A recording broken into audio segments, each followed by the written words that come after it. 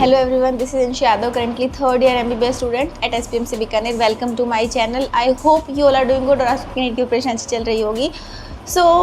वापस से बहुत दिनों बाद एक वीडियो, आज जो वीडियो मैं डाल रही हूँ ये जो है, अभी आपका 4 तारीख को नीट का पेपर है. तो अभी 2-3 दिन आपके नीट के पेपर के बचे हैं आपके पास. लास्ट में जो है रिवाइज़ करने का ना थोड़ा ऐसे होता है कि लास्ट में क्या रिवाइज़ करो. अभी आप सब लोग बहुत ज़्यादा टेंशन में होंगे, बहुत प्रेशर महसूस कर रहे होंगे. मैं आप सबकी फीलिंग्स को बहुत अच्छे से समझ सकती हूँ, क्योंकि मैंने भी 2022 में एग्ज़ाम दिया था और हम सबको पता है हमने इस एग्ज़ाम के लिए कितनी मेहनत करी होती है और कितना हमने इसमें अपनी लाइफ डाली होती है यार. तो है ना, इसमें ऐसा लगता है कि मतलब बहुत ज़्यादा इंपॉर्टेंट है एग्ज़ाम हमारे लिए. बट देखो, सबसे पहले तो मैं आपको ये बोलूँगी कि एक एग्ज़ाम सच में आपका कुछ भी डिसाइड नहीं करता. तो अच्छा होगा आपने इस तैयारी की है, वैसे एग्ज़ाम होगा, बट बाई चांस कुछ गड़बड़ हो जाए, किसी तरीके से कुछ भी चीज़ में कमी रह जाए तो इट्स ओके. खुद को माफ़ करना सीखो और खुद को इतना भी प्रेशराइज़ मत करो कि आप कुछ चीज़ें सहन ही ना कर पाओ. तो देखो, ये वाला जो वीडियो है ना, ये मैंने लास्ट टाइम पे अब क्या पढ़ना है आपको और एक तरीके से थोड़ा गाइडेंस के लिए बना रही हूँ. तो इसमें 4-5 पॉइंट आपके साथ डिस्कस करूँगी. वो पॉइंट आपको याद रखने हैं. पहली चीज़ ये है कि इस टाइम पर आपको कोई चीज़ नया मटीरियल तो उठाना नहीं है. ये तो आप सबको पता है कि इस टाइम पर अगर आप कुछ उठाओगे तो उसका कोई मतलब नहीं है, ना वो याद रहने वाला है और वो आपके माइंड में प्रेशर क्रिएट करेगा और आपको फोम होगा कि ये नहीं पढ़ा, वो नहीं पढ़ा और ये सारी चीज़ें हैं. तो ये आपको नया मटेरियल कुछ भी नहीं उठाना. सेकंड थिंग इज़ आपको मल्टीपल रिविजन्स करने. अभी देखो, आपके पास ये जब वीडियो जब तक आ रहा है तो 2-3 दिन आपके पास बचे होंगे. आपके पास बहुत शॉर्ट में जो चीज़ है ना, एकदम अपने शॉर्ट नोट्स बनाए हुए हैं वो, या फिर कुछ भी चीज़ जो है ना बहुत ज़्यादा शॉर्ट में आपको बार बार रिवाइज़ करना है, बार बार आपको पेज पलट के देखना है, बार बार आपको उसको रिकॉल करना है. तो मल्टीपल रिविजन्स आप कर लो जितना शॉर्ट में आप कर सको. शॉर्ट नोट जो है उनको देख लो. तीसरी चीज़, आपने जो भी वो बनाए, डाउट्स की डायरी बनाई होगी या कुछ भी किया होगा ना डाउट्स को सॉल्व करने के, उसको एक बार वापस से ढंग से देख लो ताकि आपके वो डाउट्स जो है वो मन में क्लियर हो जाए. और अगर कोई डाउट उनमें फिर भी रह रहा है तो आप उनको वापस से समझ लो, क्योंकि अगर वही क्वेश्चन अगर एग्जाम में आ गया तो आप बहुत रिग्रेट करने वाले हो कि मैंने उस टाइम क्यों नहीं समझा. तो वो डाउट की डायरी को क्लियर करना बहुत ज़्यादा इंपॉर्टेंट है लास्ट टाइम के लिए. चौथी चीज़ सबसे इंपॉर्टेंट है, आपको पता है एनसीईआरटी. तो देखो, एनसीईआरटी तो बहुत ज़्यादा इंपॉर्टेंट चीज़ है. आपको पता है कि अब एनसीईआरटी से पूरा पेपर आना है और अपने ढंग से पढ़ी होगी एनसीईआरटी, बट अब एनसीईआरटी के को बुलेट पॉइंट्स में रिवाइज़ करना, उसको एकदम याद रखने के लिए आपको लास्ट में उसको देख के जाना पड़ेगा.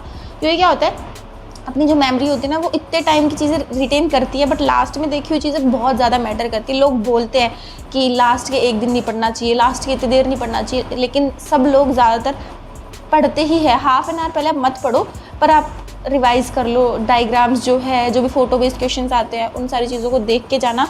आप जो भी एनसीईआरटी की लाइंस आपने अंडरलाइन कर रखी है, जिनसे भी ज़्यादा क्वेश्चंस आए हुए हैं, सारी चीज़ें जो आप भूल रहे हो उनको एक बार वापस से देख लो, वापस से रिवाइज़ कर लो. एनसीईआरटी जो है उसका तो कुछ भी आपको छोड़ना नहीं है. लास्ट टाइम पे एनसीईआरटी पे तो एकदम ऐसे कर लो, एनसीईआरटी को तो थोरो दोबारा से एक बार रिवीजन कर लो. स्पेशली बायोलॉजी में तो आपको करना ही है, एंड केमिस्ट्री में, इनऑर्गेनिक के केस में, एंड उसमें ज़्यादा इंपॉर्टेंट है. ऑर्गेनिक और फिजिकल तो नॉर्मल है ही. 6 पॉइंट की पता नहीं एग्ज़ाम कैसा आएगा, है ना, कट ऑफ कैसे जाएगी, बट वो पेपर सबके लिए आता है. तो अगर आपने अपना 100% दिया है तो आपके मार्क्स आएंगे, आपको रिज़ल्ट मिलेगा. और अगर रिज़ल्ट नहीं भी मिल रहा है तो प्लीज़ डोंट बी लाइक कि सब कुछ यही था. बहुत ज़्यादा प्रेशर होता है इस टाइम पे. तो देखो, जिस दिन आप एग्ज़ाम देने जाओगे ना, उस दिन आपको प्रेशर बहुत कम लेना है. जितना आप रिलैक्स रह सको इस टाइम, आप उतना ज़्यादा रिलैक्स रहने की कोशिश करो. अपने माइंड को एकदम शांत रखो. किसी भी ऐसी चीज़ों में इन्वॉल्व नहीं होना जिससे आपको माइंड बिना बात की टेंशन ले रश करे, या फिर ऐसा आपको लगे कि मैंने ये नहीं पढ़ा, वो नहीं पढ़ा. वो बिल्कुल भी नहीं करना. लास्ट टाइम में एकदम आराम से जो पढ़ा है उसको रिवाइज़ करते रहे, कॉन्फिडेंस बिल्ड होता रहे. That is very important. और 6 पॉइंट है कि देखो, लास्ट के 2 दिन बचे होंगे अब, तो अब आपको एक भी कोई भी टेस्ट नहीं देना है. लास्ट आपने टेस्ट जो है वो बहुत टेस्ट दे लिए, उनको रिवाइज़ कर लिया है. अब आपको टेस्ट नहीं देना. 2 दिन आप एकदम ढंग से रिवीजन करो, टेस्ट नहीं देना है आपको. और आराम से थोड़ा नॉर्मल तरीके से रहो. इतना ज़्यादा प्रेशर लेने की ज़रूरत नहीं है. आपने जो पढ़ा है वो आपको रिटेन रहेगा, याद आएगा. एग्ज़ाम में सब याद आता है. बस जो मेन चीज़ ध्यान रखनी है एग्ज़ाम में आपको, वो ये है कि आपको एकदम फोकस से पेपर करना है. इसीलिए मिस्टेक्स एकदम अवॉइड करने की कोशिश करनी है. आपने प्रैक्टिस की होगी वैसे तो, बट फिर भी हो जाती है, तो वो आपको अवॉइड करनी है जितना आप कर सके. और एकदम अपना 100% दे के आना ताकि आप अगले दिन आके रिग्रेट ना करो. और this exam is going to be really best for all of you. देखो, इसके बाद है ना, अगर आपका एग्ज़ाम जैसा भी हो, आपको रिलैक्स करना है, आपको इन्जॉय करना है, क्योंकि आपकी इतने दिनों की मेहनत है, आपने मेहनत करी, वो मैटर करता है. तो ये वाले कुछ पॉइंट्स है जो मुझे आपको इसमें बताने थे। तो all the very best to all of you guys. आप सब यहाँ आना डिज़र्व करते हो, एक मेडिकल कॉलेज की सीट डिज़र्व करते हो, तो हिम्मत नहीं हारनी और या अच्छे से एग्ज़ाम करके आना। All the best. Thank you so much for watching this video.